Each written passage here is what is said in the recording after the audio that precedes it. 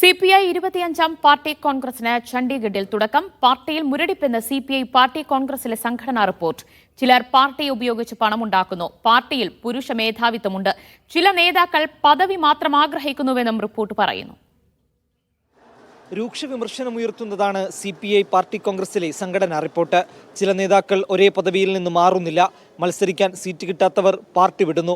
ചില സ്ഥാനമാനങ്ങളിൽ നിന്നും മാറിയിട്ട് പാർട്ടിയെ അപമാനിക്കുന്നു. സ്ത്രീകൾക്ക് അധികാരം നൽകേണ്ടെന്ന നിലപാട് ചിലർക്കുണ്ട്. പാർട്ടിയെ ശക്തിപ്പെടുത്താൻ നേതാക്കൾ തയ്യാറാകണമെന്നും റിപ്പോർട്ടിൽ പറയുന്നു. യുവജന സംഘടന നിർജീവമാണ്. പ്രധാന പാർട്ടികളുമായുള്ള തെരഞ്ഞെടുപ്പ് സഖ്യങ്ങളെ എപ്പോഴും ആശ്രയിക്കരുതെന്നും റിപ്പോർട്ടിൽ നിർദ്ദേശിക്കുന്നു.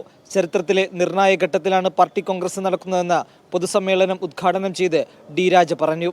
We had one Congress in Chandigarh itself, and now we are having the 25th Congress in Chandigarh. This Chandigarh Congress is going to be politically a significant Congress, important Congress.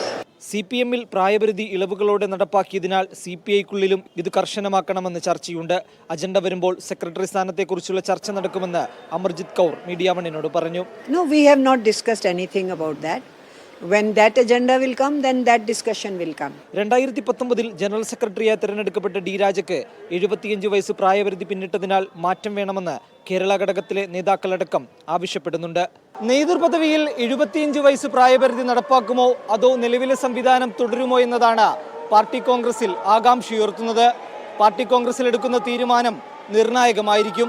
Hari മുണ്ടൂരിനോടൊപ്പം ചണ്ഡീഗഡിൽ നിന്നും തൗഫീഖ് അസ്ലം, മീഡിയ 1.